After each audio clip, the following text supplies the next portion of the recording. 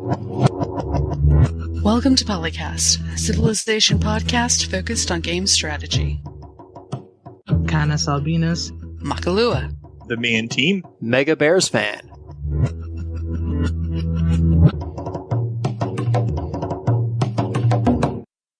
Hello, listeners, and welcome to PolyCast episode 390. I'm TheMeInTeam, and I'm joined by CanusAlbinus. I hate hospitals. Makahlua. I hate tire pressure warning lights that lie about tires. And MegaBearsFan. I also hate some things. Can't think of any right now, though. I hate horrible, wholesome sunshine. I hate it. Too much experience with the hospital to like it. Sorry. Nobody likes hospitals. That's why they are settings in horror games so frequently. I mean, they Along do their with job, schools. but you don't want to need one. And occasionally shopping Probably. malls. Yeah, you don't even have to do anything to a hospital to make it scary. You just get as realistic a render as a hospital as you can find, plop it into a horror game, and bam, you got your setting. Depends on which hospital you're talking about, because children's hospitals aren't typically that scary, but... Well, I mean, it depends, because sometimes children are also creepy, so you combine hospital and children, and you get something that can be thoroughly creepy. There was a children's hospital in Dead Space 2 that was pretty darn effective. There was a child's hospital in Dead Space 2. Yeah, it was one of the, or maybe it wasn't a hospital, maybe it was like a daycare or something, I don't remember. Either way, that sounds really not a place you want to be in a Dead Space game. No, it was effectively creepy. One of the creepier settings in the game, I thought, for a game that had, erred more on the side of action than the horror of its predecessor, but it had its moments. I don't share this fear. I don't know. Dead Space is not one of my favorite things. I guess it's a pro tip. Just don't be in a Dead Space game. I don't like that whole universe. I thought the first one was quite good, but the sequels just quickly dropped off for me to the point that I didn't even play the third one. Second one was like, meh. And then third one was like, nope. I heard they Mass Effect 3 at the third one. They did a lot of things to the third one. Instead of shooing in co-op multiplayer. Sounds like a Mass Effect 3 thing. And Dead Space 3 was also historically notable for being like one of the first, I think the first major release that included like extensive microtransactions. Oh, yes, that would get people's blood pumping. Yeah, all the upgrades for like guns and stuff, instead of being things you collected in the world or bought through an upgrade screen, they were things that you had to purchase with real money through microtransactions. Well, I'm glad nobody remembers that game. Yeah, thank God nobody else tried doing things like that. Oh, gaming would be such shit. Language, Oh, sorry. It would be such poop. That would be unfortunate.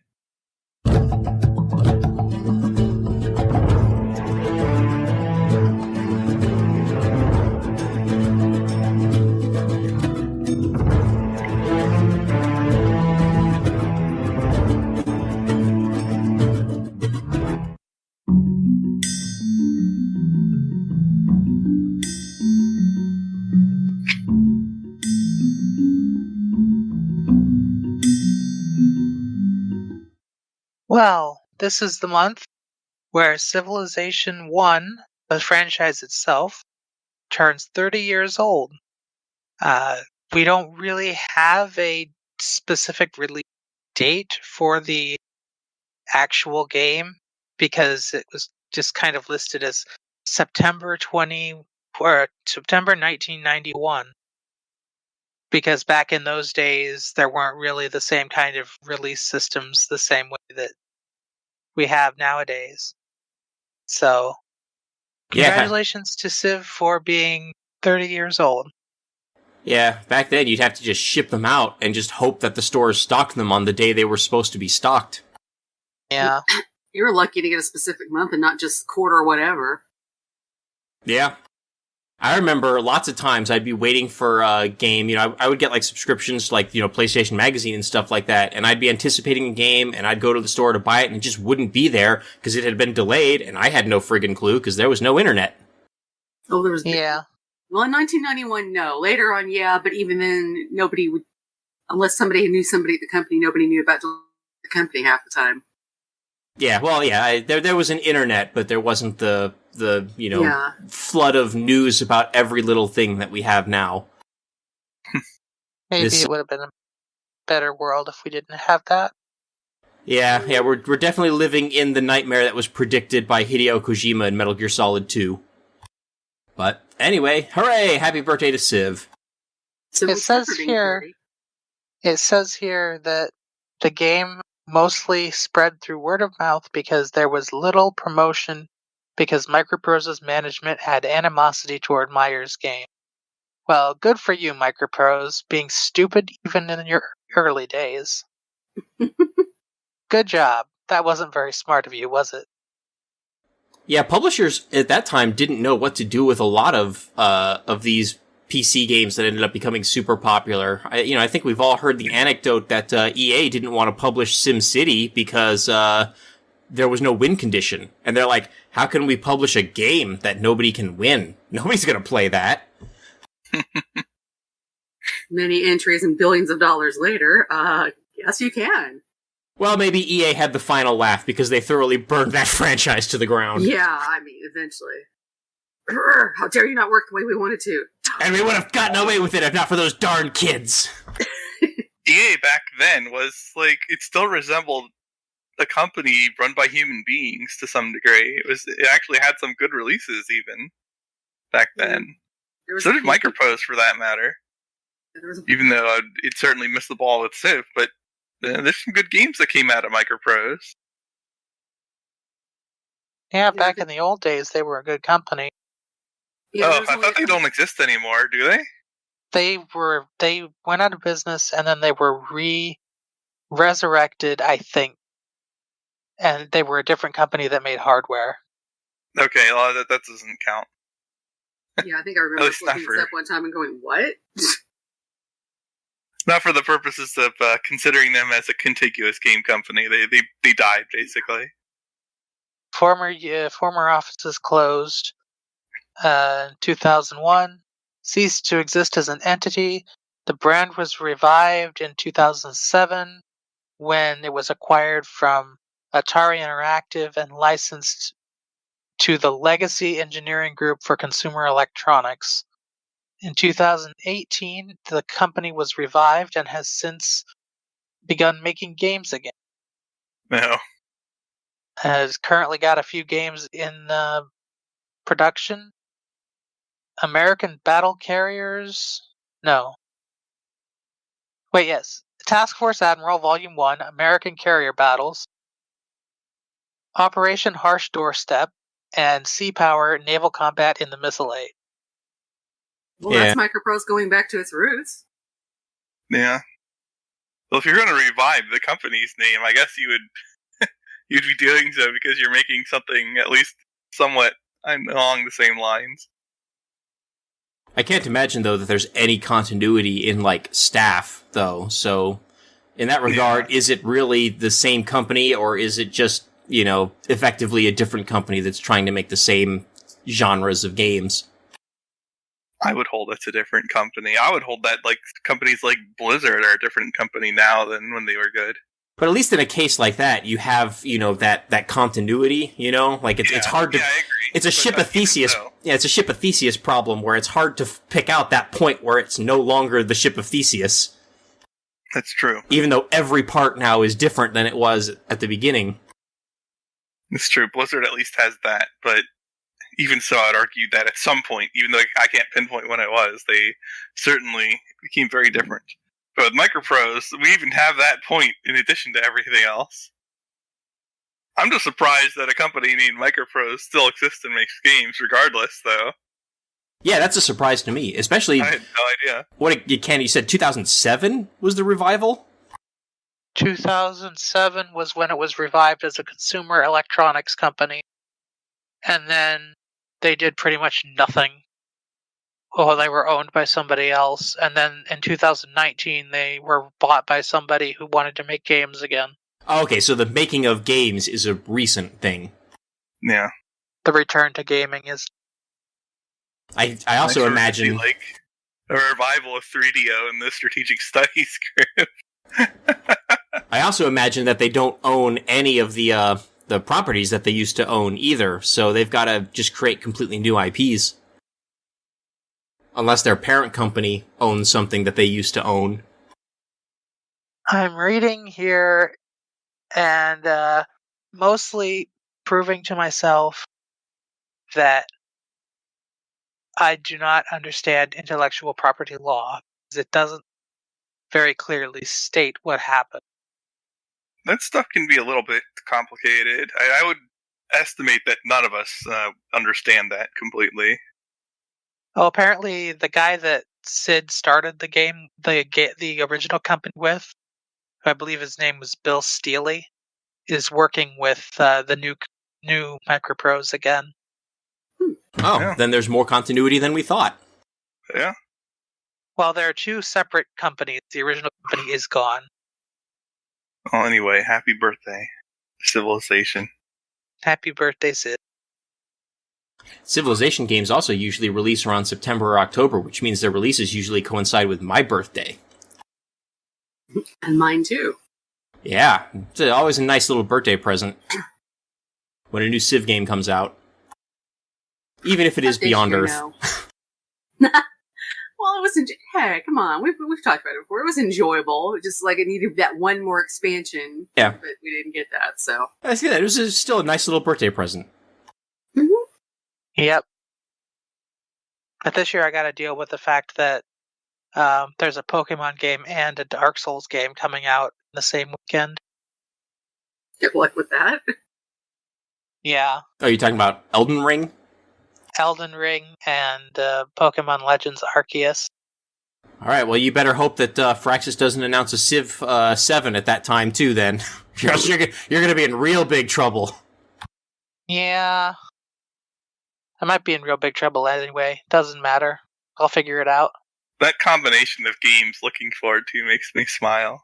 I'm sure there's other players out there like that too, but... Yeah, that is a pretty... Pokemon and Dark Souls, just what I was waiting for. Yeah, it's a pretty eclectic mix. I'm like that too, though. Oh, yeah. I'm not super into Pokemon, but yeah, my game favorites are pretty eclectic as well. Well, yeah, I'll switch between like Dominions 5 and Ultimate Chicken Horse, and those are kind of different games from each other too. Kind of. Okay, well, in that 30 years that Civ has been going on, it has certainly created a lot of Civ addicts, not just us, but also Spencer Kornhaber at The Atlantic, who is writing an article for the October 2021 issue, and that's right, we're talking about a print media article here, which also has a web page, so, whatever. But anyway, something that's going to be in print media. Article titled Confessions of a Sid Meier's Civilization Addict, How the Classic Strategy Game Drew Me Back In. And this is one of those manifesto things about how the author got into the game and then, I guess, kind of had their interest wane in it and then got really back into it again with the later games, and then at the end does some comparisons with Humankind. I think this is mostly an article that attempts to explain to 40-somethings what One More Turnitis is. For the 40-somethings Plus a little who bit don't of already a- know. Plus a bit of a review of Humankind versus Civ, I guess. Yeah, is it really the 40-somethings that you have to explain that to, or is it the no attention span under 20-somethings that you really got to explain One More Turn addiction to? No, they know about getting really addicted into stuff. Well, But it's not the same thing though, because usually with them it's all like being all over the place, jumping from one thing to another, and I know kids in that age group who play Civ and games, and like Paradox games. So yeah, none of the kids that I know would have the attention span to sit and play something like Civilization. I think that's always been an on-average thing, though. Like, it's easy to forget that we are not the general population as Civ players, just broadly speaking. Yeah. Although I think my kid will sit and play Animal Crossing for hours on end, so... Like, when I was a kid, who else played Civ that I knew in person? I don't think I knew anybody who played Civ other than myself. Yeah. I was actually introduced to it by a history teacher in high school, who was basically like, hey, has anybody here played the Civilization games? Well, founding cities in real life is kind of the same way. You gotta have water, and you gotta have resources. Mm. Yeah, I did have the boyfriend of a girlfriend of mine who played it, and he and I would traded our backup discs back and forth for different, including Civ. I forget who started the Civ thing. It was me or him. But, yeah. So I knew one person in real life who played it. There you go. And For you me, I probably was surprised when I finally found, like, one or two other people who played, like, StarCraft in high school. He's like, where were you when I was playing this, man? When I was in high school, we played games like Final Fantasy and Legend of Dragoon. People played those, too. But, yeah, like, there were not very many people, just generally speaking. There's always a small percentage, if you're talking about any one game genre. A lot of Back people then. played Call of Duty. And a lot of people played Pokemon. You have to remember that I'm a bit older than you, so those were... Pokemon was a thing. We actually knew some people who played Pokemon, like the original, Red and Blue, when it was new. But, I was in 5th grade when that came out. Call of Duty less so. Consoles were not internet capable just yet. I don't think my computer was internet capable in 1998. Oh, ours were. Yeah? Oh, let me think.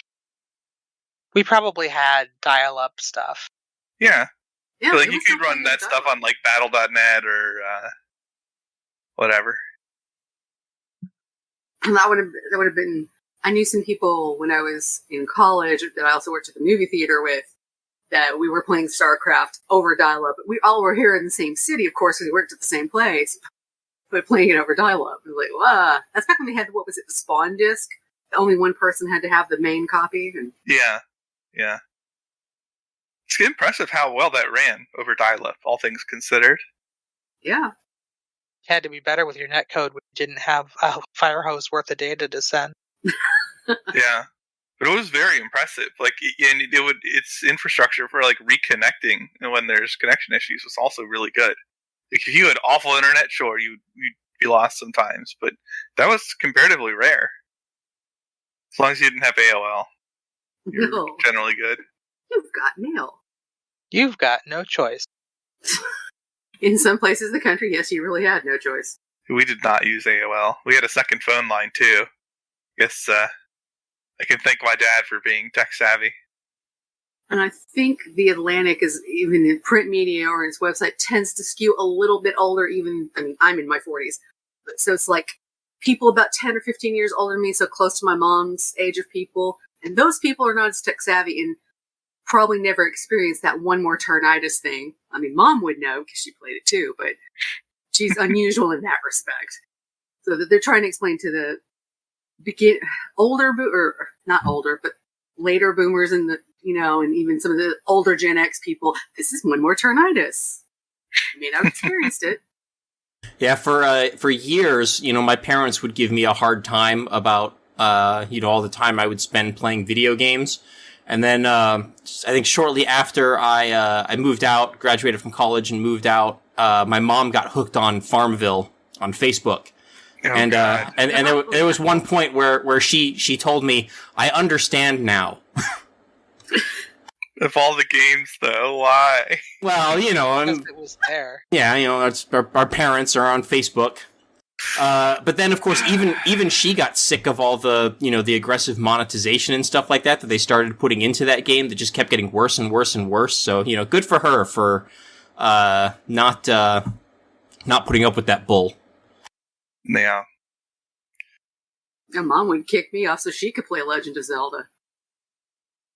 Like, you need to go to bed. Then she'd stay up till 2 a.m. and have to drag herself into work the next day. It's like, I don't think this is a good example. And Yeah. it's a true example. It's true. It's happening generations down the road. It's still happening. People are staying up telling the kids go to bed and staying up till 2, 3 in the morning playing games and be like, the next day in the office. I'm lucky that I don't have to go to office. My dad only did stuff like solitaire and Minesweeper for the most part. Could never get him into anything else. So the only other person in my family like plays games with their own volition in my immediate family is my younger sister. Yeah, I think it's definitely true that Civilization as a series does a uniquely good job of generating that one more turn itis compared to a lot of other games, even other turn-based strategy games. I would say perhaps the biggest reason for its success is just the way that it's always had this excellent ability to keep those short, medium, and long-term, reward systems going, like throughout most of the game. You've always got like that one thing that like you're doing right now, and then that thing like a wonder or something that's that you're building that's just over the horizon, and then the long-term things of I'm going to conquer those stupid Aztecs because they've been bugging me the whole game, and the game is very good at staggering those things so that finishing that wonder doesn't feel like now I can just turn the game off, because there's always that other thing that you've started doing halfway through building the wonder that now you have to finish that. And I think that's a big part of the reason why the game works so well. Yeah, because then you can keep setting yourself short-term goals. I'm just going to play until X. What that ends up being like a couple of hours later. Yeah, I don't think it for me, a lot of times, it's not one more turn. It's, okay, this thing's going to be done in 10 turns. I'm going to play 10 more turns. And then when that 10 turns is up, it's, well, you know what? No, I got to do like 5 more turns, really, to get to a good stopping point. Or you're in the middle of that 10 turns and you get war decked on. It's like, well, I can't go to bed while there's a war. Oh, yeah, I can't count the number of times I've told my partner, like, yeah, I was going to come to bed, but Montezuma declared war on me, and sorry. That can't stand. That's right. You gotta kick him back to the Stone Age. As if he ever left it. Yes, he did. They were at medieval tech. I'm not talking about real Montezuma. Here, Montezuma, have a nice warm nuclear hug. Then I think one of my favorite quotes from this Atlantic article is, for a game so inspired by the real world, the miracle of civilization is its total escapism. Which I think is also a very good way of capturing the essence of it. Because, yeah, it has those real historic inspirations, but it doesn't, like, try to follow them to the T the way something like a Total War or Crusader Kings might, where you sometimes feel constrained by the actual history as opposed to liberated by it. And it's totally values agnostic as well, which helps. Because nothing you do has any moral consequences. Because it's a game, and it knows that it's... Yeah, well, there's a time and place for that in games, Yeah. But...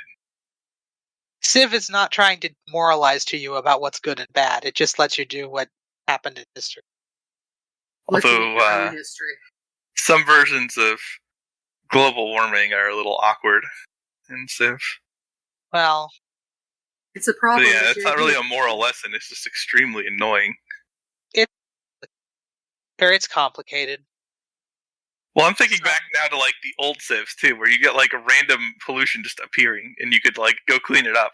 Which That was just cancer. yeah, but kind of in a literal sense in terms of the micromanagement burden. Yeah. Here, have like 25 workers in every city to clean up the orange goo. Yeah, even from Civ 4 on, it's been much less annoying. Well, the issue with that design is it's just like an inconvenience, because you just got to send the workers over there to clean it up, and then it's kind of pretty much taken care of. And you have the workers, because that was back when your workers didn't have a limited number of things they can do. It just took them longer to do the things, but you could also stack them to make them faster. So by the end of the game, you probably have just a stack of 10 workers that can go over to wherever the heck that pollution is and clean it up in a turn or two. It's just a matter of, like, doing that, and it's just annoying and tedious. You do lose at least one turn of guaranteed yields, too, though, because on the turn it appears, you don't get those yields even if you can clear it. True, but it's also late enough in the game that does that one turn of yields really make all that much of a difference? Because you've probably long since already jumped out ahead and are winning the game, or, you're behind to the point where why the heck are you still even playing? If I recall correctly, in the earlier civs, pollution was not just like industrial tech stuff. If you grew your cities big enough and like put enough stuff in the cities early, you could get pollution earlier. Maybe I'm misremembering that though. Oh, did it? Maybe I was never playing on a hard enough difficulty where that was an issue until late in the game. I might be misremembering, but I was under the impression that it was possible to get it earlier. I know Civ 4 had the health stuff where if your cities became overpopulated early in the game, they would just starve and die, which was kind of funny because it basically just solved its own problem. Yeah, I mean, usually, unless you had somebody like poisoning water or you lost a bunch of resources or something, it would just slow you down because each unhealthiness in Civ 4 just costs you one food, which is bad. I mean, it's like having a tile taken away from you if you're having significant unhealth issues. But because that tended to grow gradually as your city increased in population, it was uncommon for health issues to starve you. But yeah, it was definitely a cap on a city if you didn't have other caps. Just had a brilliant idea that I'll have to describe later. Well, what about this brilliant idea? I said I just had a brilliant idea that I will have to describe later. Oh, okay. It's not related to Civ, which is why it will be described later. Oh, fair enough. So has anyone on this panel played Humankind, compare and contrast with the article's take on it? Yeah, and in fact we discussed it at length in the previous episode, which is now up on the website for anyone who wants to check it out. That was like, almost a 40 or 50 minute discussion with the Chris D. Sorry, I've been off the show for a while. Yeah. Had multiple issues back to back. But I think we can save the Humankind stuff for later, because we are planning on talking about it a little bit more. So, Phil, if you've had a chance to play it and want to talk about it, we can definitely talk about it later. I have not. I will catch up on the earlier episodes to see your guys' takes, and then perhaps I will have some comments of my own. Yeah, it looks like this article, though, pretty much hits it on the head, which is the biggest change between Civ and Humankind is how you win the game. Humankind goes more towards this, just accumulation of victory points, whereas Civ has those very discrete victory conditions where you have to do a very specific thing in a very specific field in order to win. And that win then completely invalidates other Civs attempting to do the same thing or, approaching victory in a different victory condition. Playing with victory cards. And that definitely is a big difference, because it makes it, especially later in the game, where you're still kind of just doing what you feel like doing, expanding however you want, and not feeling like, I have to focus exclusively on this one thing now, or else I might fall behind it and lose. You just keep doing what you've been doing the whole game. I want to see how Old World compares once it's out of Epic jail. Yep, same here. What are you talking about? Old World's not out yet. That's what I just said.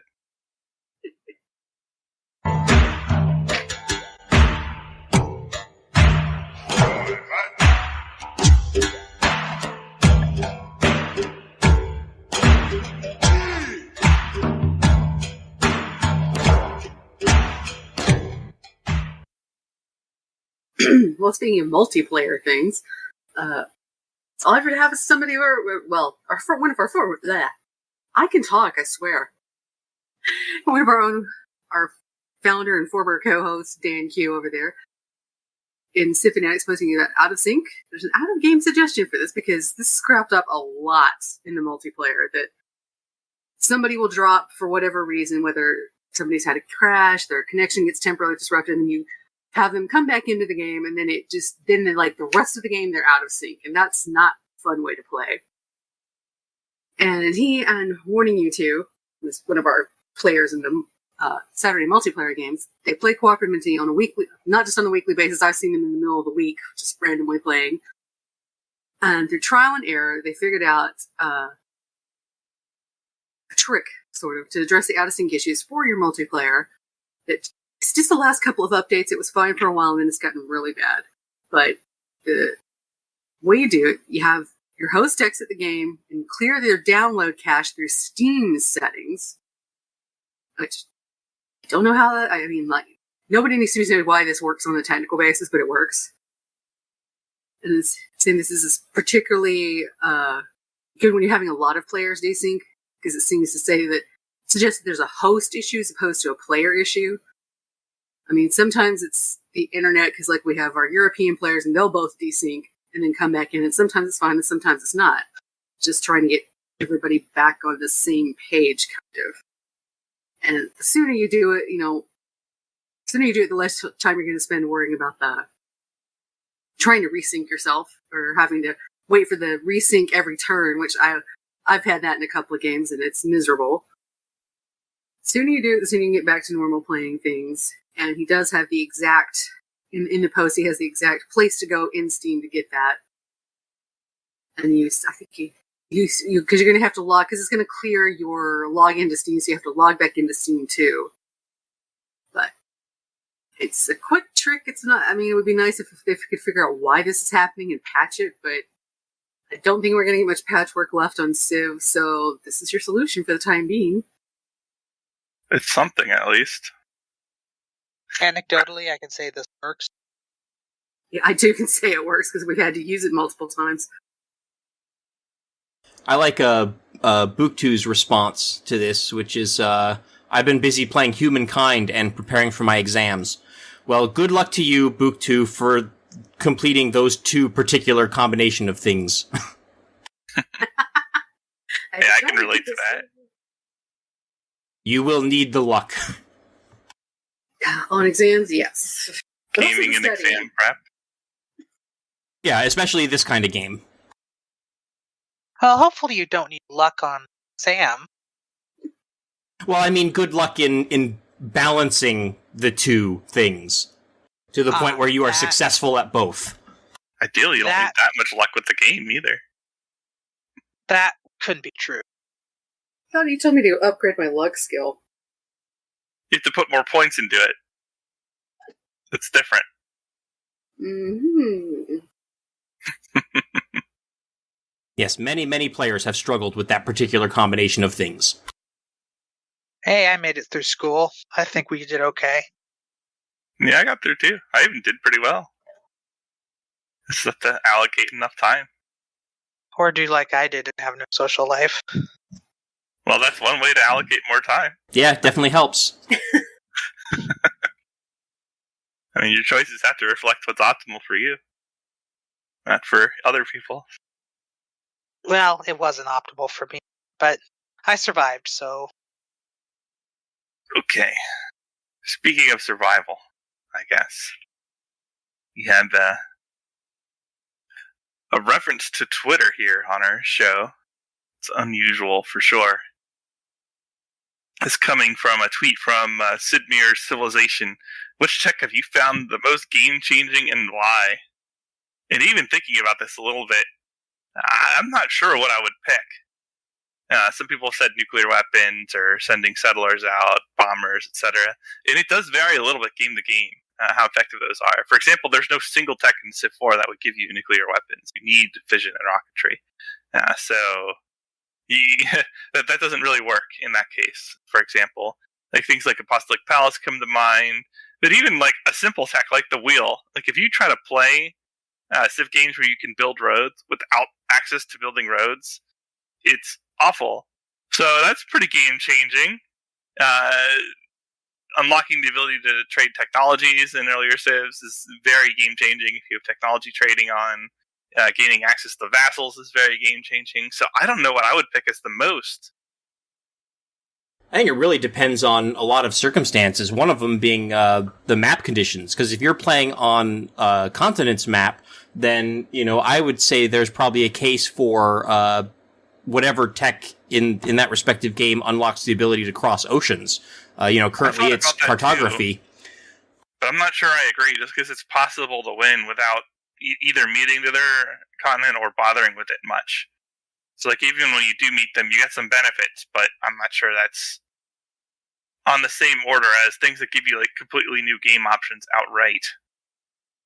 Well, it does open up, half of the entire map to you that was inaccessible before. So, in just that sense, I feel like that's a pretty game-changing thing. It might not be, depending on the circumstances. If you're looking to colonize that other half of the world and it's already claimed, well, then, it's significant, but if you want to say it's the most game-changing, then I'm not so sure. Oh, yeah, I don't know any one tech would be the most game-changing. I just brought that up as a potential contender, specifically for continents maps. Yeah. Yeah, this is tough to settle on one. And I think it would change game to game, but on average, what's the hugest tech? It's got to be something early, right? But I don't know what. Well, clearly it's agriculture. You start with it, yes, that's true. City not going to grow big without farms. The prerequisite for everything. Yeah, in Civ 6, you have to have that, right? To start the game, you have that. The ability to make farms. In terms of science output and the raw chemistry is pretty good. Yeah. Yeah, there's a chart here from Tyler Bewdry that just shows how their science output just absolutely explodes on the turn that they start building research labs. That varies game to game too, of course. It looks like it's a pretty linear increase, and then bam, it just pivots at almost a 45-degree angle up the side of the chart. Let's see, I don't know, maybe the tech that unlocks artillery could be a pretty game-changing tech, because that's the point where, your military can just absolutely roll over opponents without having to deal with cities bombarding you back. It kind of does earlier, though, if you have experienced siege. Yeah, if you get a siege unit or up to that +1 range promotion, then it's basically the same thing. You can do that pretty early in the game if the stars align. Yeah, or you're just fighting a lot. and that siege weapon survives long enough to get there. Usually they do, though, because you're keeping them back deliberately. Iron working? That's big, too. I don't know if it's the biggest, though, because there's all kinds of military tech rush timings, and I don't feel like ironworking is particularly special. Yeah, and that's also going to depend on what your unique units are, because, maybe you've got a really good unique horse replacement, in which case you're, not necessarily going for ironworking, you're going for, chivalry or horseback riding or whatever. I guess the other supplementary question would be, are there real-life technologies that were world-changing that are maybe not as world-changing in Civilization? Stirrups? Yeah. Yeah. Telegraph? What'd you say, Mackie? Telegraph. Because news usually take weeks to get places, and now through the lines they could get news within the same day of something happening on the opposite side of the Atlantic or even across the U.S. Yeah, that was actually something I was going to bring up, was the combination of railroads and the telegraph just completely changing the speed at which life is lived.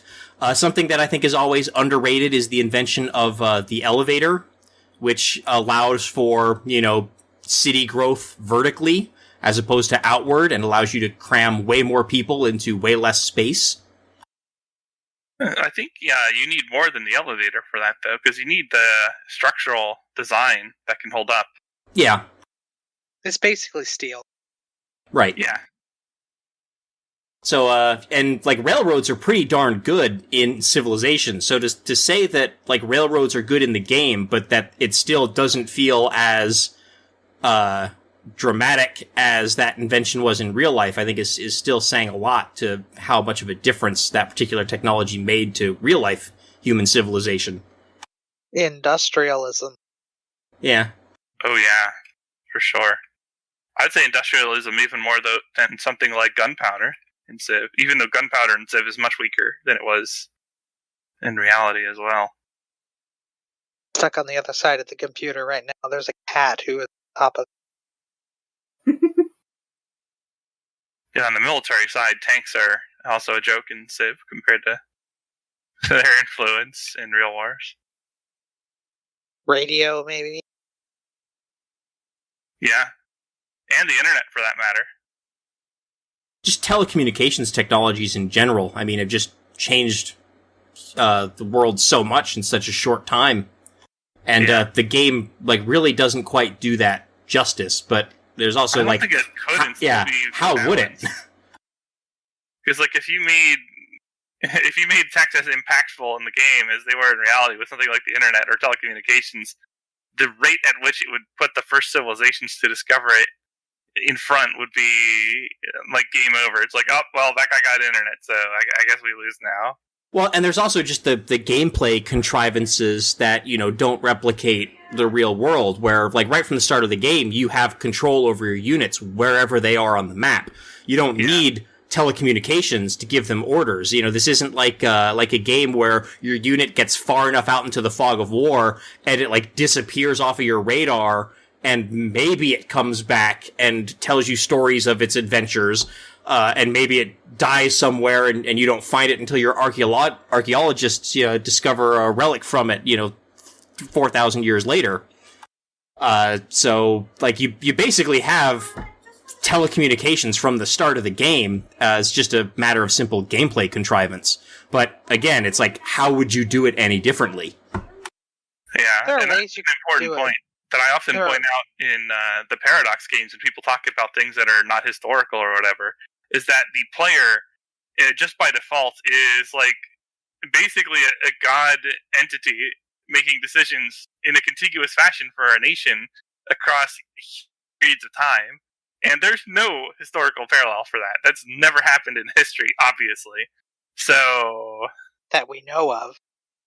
Well, I mean, certainly not like a human-like entity making choices for a nation for, like, 400 to thousands of years, such that, like, you would sacrifice any human incentives in favor of the country's good constantly for that long. That's just not a thing. That we know of. No. Anyway, This Canus, is my revenge for all the trolls. We don't know. Canus, I think you were about to suggest a way of maybe modeling the lack of telecommunications earlier in the game. It could be done. It could be done, but it wouldn't be Civ anymore. Yeah, you would have to change the game the central conceit of the game would be different, which means it would not be Civ. But that's okay, because I'm sure games like that either have been made or are in the process of being made or will someday be. Somebody will take that idea and run with it, and it will either be a good game or it won't, and we'll find out when it happens. Yep. Well, speaking, I guess, of things that aren't Civ anymore, let's circle back around and talk a little bit more about Humankind. We have a thread on Civ Fanatics from Boris Goodenough, asking, what can Civ 7 learn from Humankind and also from other games? And having played Humankind a little bit, I definitely think there is a lot of merit there that the developers at Firaxis should definitely take a close look at. But yeah, it is it's kind of funny because it's a game that feels very familiar, but is also still, you know, noticeably different. It doesn't feel like it is just Amplitude's take on Civilization. Like, it does still have its own unique feel and identity. So let's see. Some of the things that Boris suggests is, one thing is the map. And he says that Humankind's map is gorgeous, even though it doesn't show infrastructure on the map. I'm a big fan of how Civilization 6's map looks as well, so I don't know that Humankind is a dramatic improvement in that regard. But one thing that I will say that I like a lot about Humankind's maps is that it actually models differences in elevation. So you don't just have, basically, you know, one universal elevation for all of land, and then you have hills on top of that and mountains on top of that, and that's it. Humankind actually has various grades of elevation, including inland cliffs and plateaus and stuff like that, that dramatically impact how your units move and where you put cities and how defensible those cities might be, and how districts spread out from those cities, because districts have to be adjacent to other districts, and you can't just build a city center at the top of a cliff and then build a district at the bottom of the cliff. You got to spread out the other way and go around, gradually down the hill to the backside. So I think there's a lot of interesting stuff going on there that I would like to see in future Civ games. Elevation has been something that I think they've put in like basic games.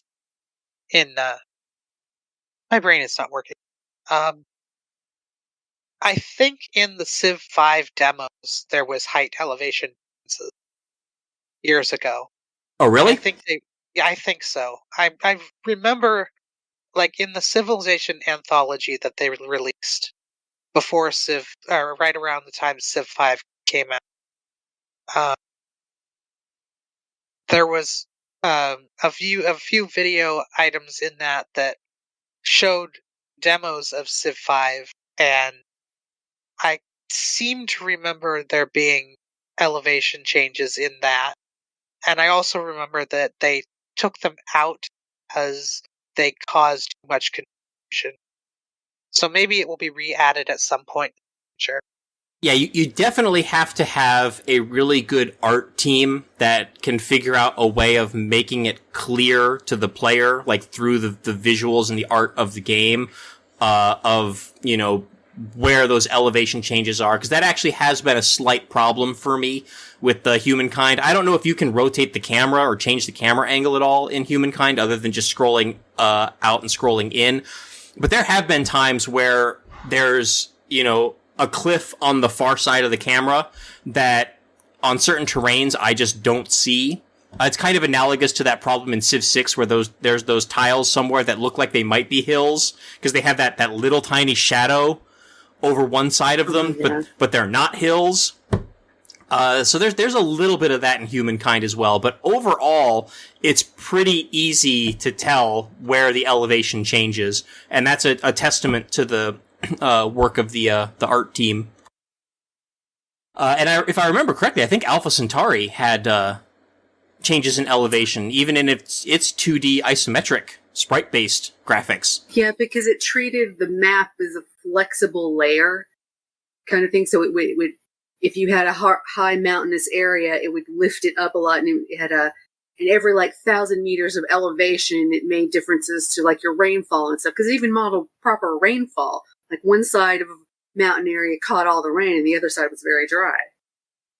It did. I don't know if it made a difference in combat. I can't remember because it's been so long since I've played a game of it, but it was there. Because you would have a map just basically undulate in front of you, up and down, and if you dropped the planet busters, you could get craters going all the way down into the ocean, which also had elevation. So. Yeah, and I think Humankind also gives combat bonuses and penalties for going up or down slopes, and I'm not sure, but I think that the bonuses and penalties might also scale with the steepness of the slope. So if it's a steeper slope, you're going to have a greater penalty for having to climb up it to attack a unit, or vice versa. When I've seen, the playthroughs and stuff I've seen, everybody always goes for the high ground because they get that little bit extra damage, and that's even when it's just still basic scouts and warriors and stuff. That's not even getting into archery. Yeah, it makes a huge difference. Which brings us to the next of Boris's topics, which is how the lessons Civ can learn from Humankind's combat. And for those who are unfamiliar, the way it works is you get to stack armies. There's like a cap to how many units can be in an army, and they move around the campaign map as an army. But then when they encounter an enemy army or enemy unit in the field, the game kind of stops, and you get several rounds of combat within that one campaign turn in which the units basically come out of the army, and then you have a round where you get to deploy and position them. If you've ever played Total War, it's similar to the deployment phase of the real-time battles in Total War. And then you fight a tactical battle on the map for like 3 turns, and if you kill all the other units, then you win. If not, then that battle carries over into the next campaign round. And that's an attempt to, I guess, reduce a lot of the unit micromanagement, which is a pretty big problem in both Civ 5 and Civ 6. I can't count the number of times where I've captured a capital in Civ 5 and Civ 6, and instead of being like, yes, I'm more like, oh my god, now I have to march all 15 of my units all the way across the map, and I've got to do it 1 turn at a time, because if a mountain or some other feature blocks them, all their movements get cancelled, or if another unit walks onto a tile that they're moving to, everything gets cancelled, and it's just, oh my gosh, it's such a headache. Humankind bypasses that by letting you just stack your units. The Civ could also just benefit from good pathing conventions from other games when it comes to that stuff, too. Some of the routes the AI chooses to take is like, why? Because somehow mathematically it's technically faster or something. Just bizarre. Yeah, so Humankind's approach does, mitigate or outright solve that issue of frustrating and tedious unit micromanagement. The one thing, though, that is still a problem in Humankind that was also a problem in Civ 5 and Civ 6 is the scale of the tactical battles, because the scale of the map doesn't change when you go into tactical battles. It's not like one of those, like, older RTS games where, or even like a Total War game, where you go to a completely separate map to fight the battle. It's right there on the same campaign map with the same exact terrain features and same exact scale. So you still have kind of that issue where, these battles kind of spill out into other cities and into sometimes adjacent battles, and that can be a little bit like, I kind of wish there would be a system where, maybe we had a smaller scale map to fight these battles on, especially if you're going to have multiple combat turns within the same campaign turn. Like, you're already slowing down the game to have that happen. So, Master of Magic back in the day, when you would go into a lair, or even if you had a battle, you and the units were all on one tile, but it blew it up but it went to a separate battle mode that was an entire big map that, like, if you were in a hills terrain, there were a lot of hilly things and more trees and things, or if you had a flat plain, or you had tundra. So it modeled that one tiles area basically in a smaller map. You could do that with something like Humankind. You'd be off the main map, but this also, I guess, the way they've done it, prevented them from having to write an entirely separate battle system code, so to speak. What's awesome lately is Bannerlord, Mountain Blade Bannerlord, has tried to switch how it handles the transition to the battle screen in a way that the terrain in the battle is representative of where you are on the map. Oh yeah, definitely have to have that. Some granular details, which is really impressive. Yeah, you definitely have to have that. If you are going to go to a separate map screen for the battles, it definitely has to be something that is representative of what the campaign map looks like, because otherwise you end up with situations where you go to a place that might have strategic or tactical value for the battle in the campaign map, and then, they take you to a battle map where that particular quality of the map is just not present, and you end up getting obliterated. You don't want to march your army into that, Thermopylae battle thinking you're going to have this choke point that you can funnel all their units through, and then, it just puts you on an open field. And now suddenly being outnumbered 5-1 makes... It's not such a great fight. It's a much less winnable fight. Yeah, if we're going to have bridge crossings and stuff, then they need to actually be... Yeah, if I'm going to fight a battle at a bridge on the campaign map, there sure as heck better be bridges on the battle map for me to defend as well. Let's see, next up from Boris is city management, and basically he's just pointing out that city management is mostly automatic in Humankind. You don't have to assign workers or citizens to work specific tiles. In fact, the number of tiles that's worked is not even limited by population. It's just any tile that's adjacent to a district is worked by that district. So if you have a lot of districts and a small population, you can hypothetically get a lot of production out of a city with still a small population. Although you can still assign population as it's kind of more akin to Civ specialists. So all of your populations are more like specialists in Civ, instead of working the specific tiles. And the counter to that is the more districts you have in a city, the lower the city's stability becomes, which increases the likelihood of like rebellions and stuff like that. Can we just have specialists in Civ 6? Yeah, it would be nice if specialists in Civ 6 did not just completely suck.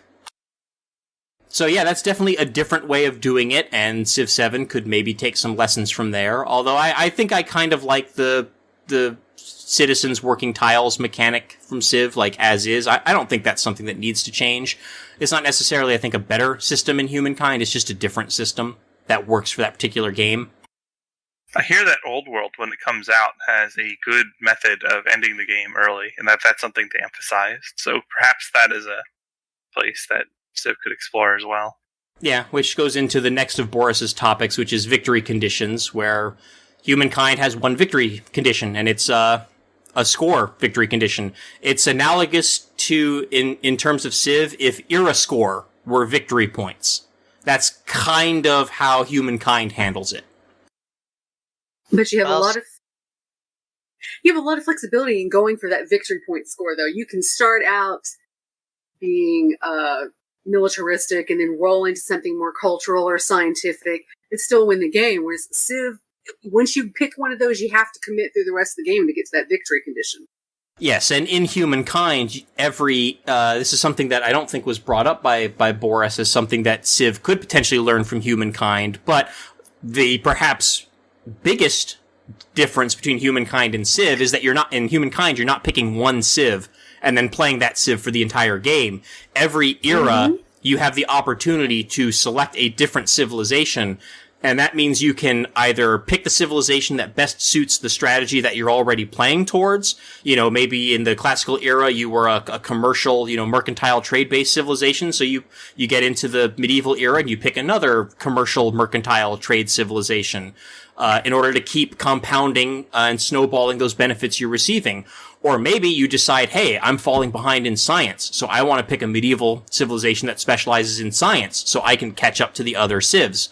And each of these era civilizations has their own unique ability, they have their own unique district, and they have their own unique unit. So you don't have to, plan the whole game around that window of opportunity of when your one unique unit is available, as is the case in Civ 6, and in previous Civilization games as well. Every era, you get a new one to play around with. So every era that's, new civilization's little, golden age, so to speak, where you have that window of opportunity to use all that stuff. And no matter who you pick, you get some sort of permanent benefit that's going to carry your civilization through. So even if you've gone towards cultural science later, you might still have a decent enough military background that if somebody decides to come after you, you're like, well, I can still whip up a decent army.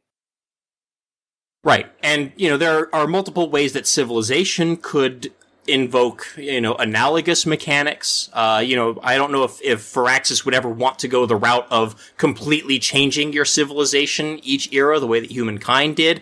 But, ideas that have been proposed in the past is you've had people propose the idea of maybe having era-specific leaders for each civilization. So your leader changes over the course of the game, and each leader might have different abilities and maybe different unique units and stuff like that.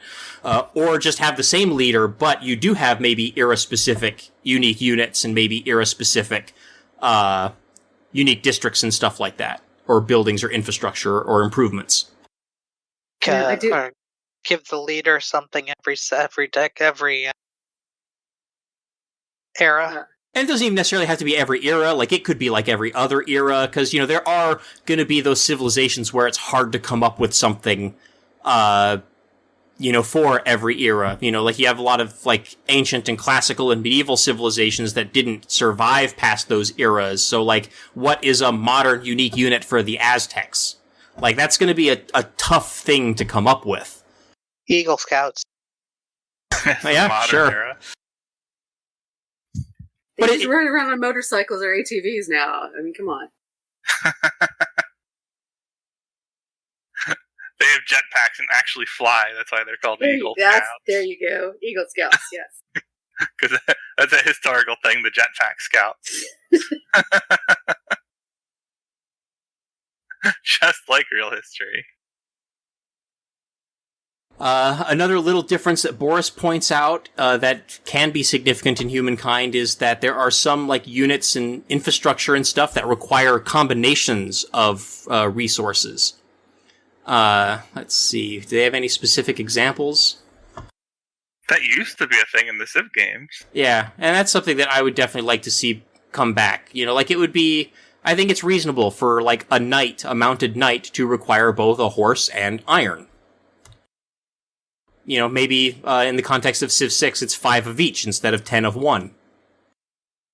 Let's see, then Boris points out that the tech tree is pretty different. He says that Humankind goes back to the Civ 5 and earlier type of complex multi-tech tree compared to Civ 6's bare bones tree with Eurekas.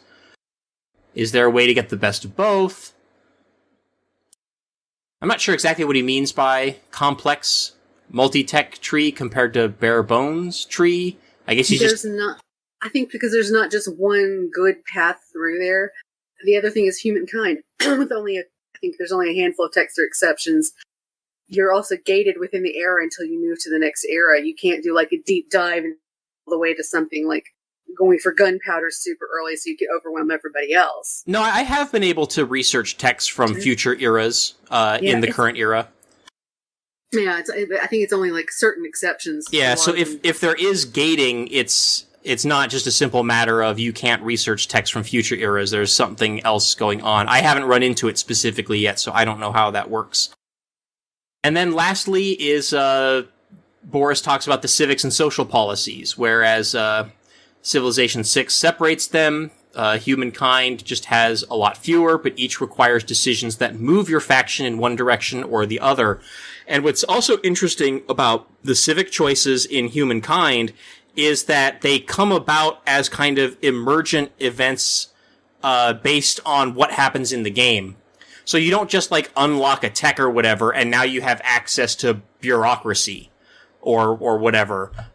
Instead, in Humankind, the way it works is something has to happen in the game to trigger the adoption of a new civic, and then you have choices of whether you go in one direction or another with that particular choice of how you want to implement that thing. So, for example, you build a large enough army, and then at that point, you're given the option to decide how you want to like regulate your army. Do you want a professional trained standing army, or do you want an army of mercenaries and conscripts? And you have to choose one or the other, and each one gives you various buffs, but they also shift the ideology of your civ in one direction or the other. That also applies other passive and permanent buffs throughout the game, which can change if you start shifting it back the other direction or move it even further in the direction you were already going.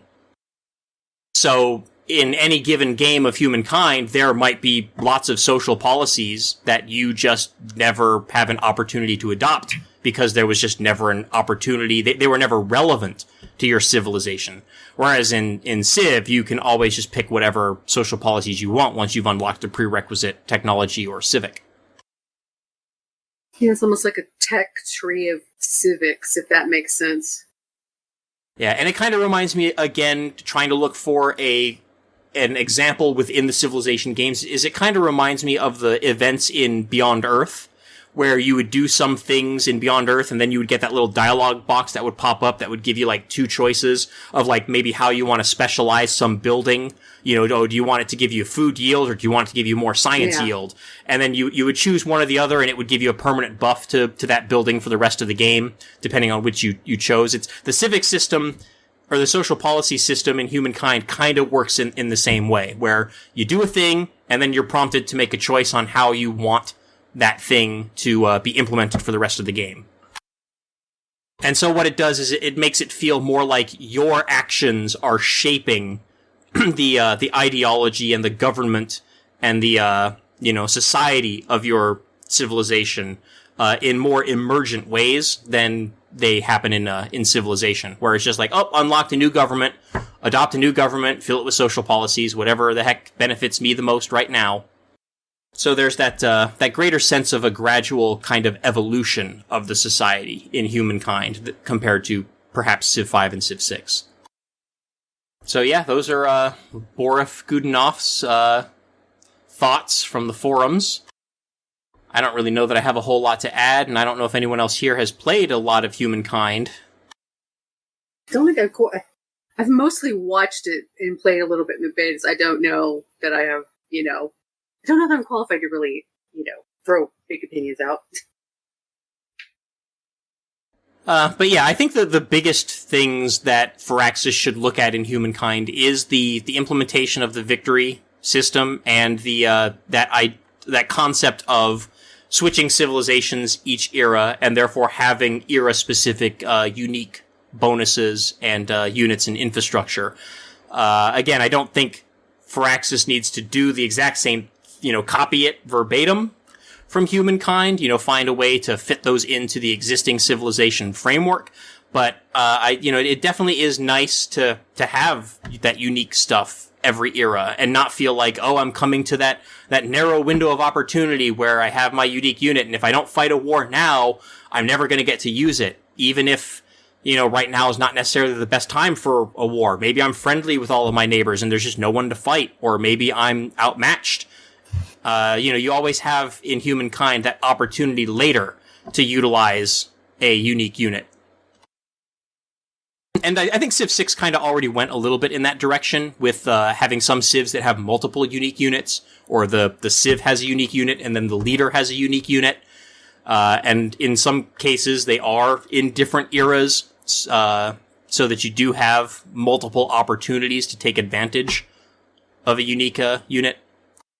So just kind of, expand that a little bit more. I haven't played it yet, so I don't... Please, UI conventions, please. Yes. You guys are better than Paradox, but there's still a lot that could be done. Quality of life.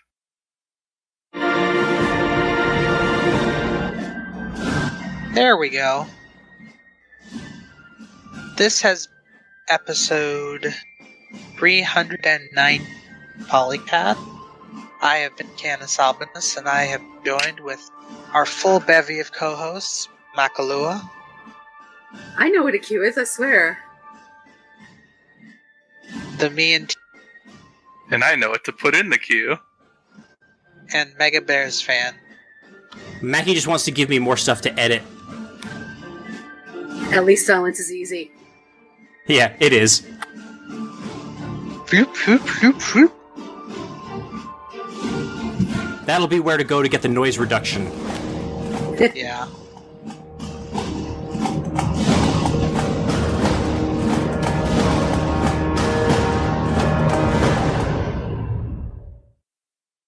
Civilization 3, 4, 5, Beyond Earth, and 6 sound clips. Copyright Take-Two and Rack. Copyright the PolyCast at thepolycast.net.